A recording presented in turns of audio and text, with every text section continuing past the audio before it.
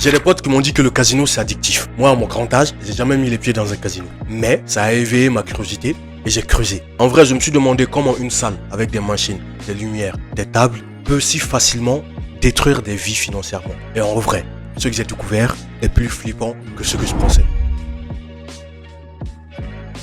Avant tout, oublie que le casino joue contre toi. Le casino ne joue pas tout court. Le modèle économique du casino est mathématiquement conçu pour qu'il ne perde jamais. Ça s'appelle une espérance mathématique négative. Chaque jeu proposé dans un casino est conçu pour qu'à long terme, la maison gagne toujours. Par exemple, dans la roulette européenne, il y a 37 numéros. Imaginons que vous jouez un de ces numéros et que vous gagnez. On vous paye 35 fois votre mise de départ. Pas 36, pas 37, 35 fois. La différence entre les deux, c'est ce qu'on appelle le house age. C'est tout simplement l'avantage mathématique de la maison. Sur la roulette américaine, il monte à 5,26%. Ce chiffre, c'est la garantie de profit du casino. Une certitude mathématique sur le volume.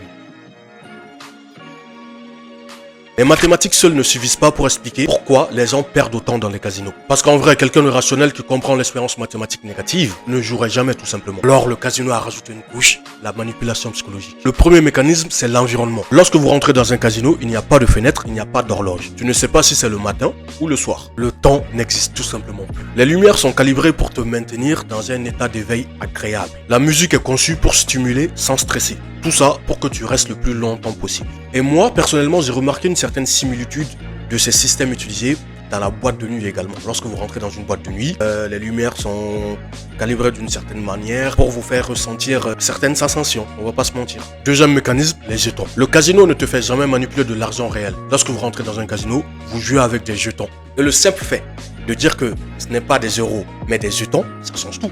Je vous dis par exemple que vous avez perdu 1000 jetons. Ok. Mais je vous dis que vous avez perdu 1000 euros.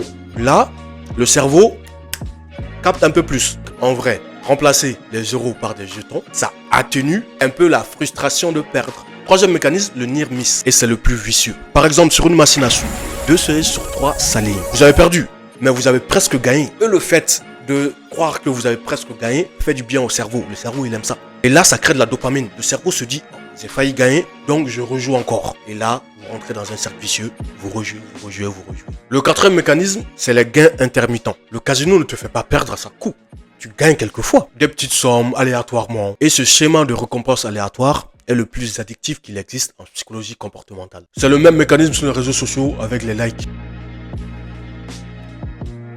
En vrai, j'ai trouvé intéressant d'ajouter cette partie sur les profils qui perdent tout en fait. Eux, ils perdent tout. Aucun gain, ils perdent absolument tout. Et in fine, ils sont ruinés à cause du casino. Il y a un profil type de quelqu'un qui se fait toujours détruire par le casino. Et ce profil n'est pas toujours celui qu'on croit du premier abord. Ce n'est pas le profil du pauvre qui n'a pas d'argent. C'est souvent quelqu'un qui a un peu d'argent, une première victoire qui lui donne confiance et un biais cognitif qu'on appelle le biais du joueur. Le biais du joueur, c'est de croire que si la roulette est tombée 10 fois sur le rouge, eh bien, elle a plus de chances de tomber sur le noir. Et ça, c'est complètement faux. Parce que chaque tour est indépendant de l'autre. Le tour suivant que tu vas réaliser ne dépend nullement du résultat du tour précédent. Le cerveau a tendance à trouver des patterns, même là où il n'y a pas de pattern. Donc, résultat, on perd une fois, 2 fois, 3 fois, 4 fois.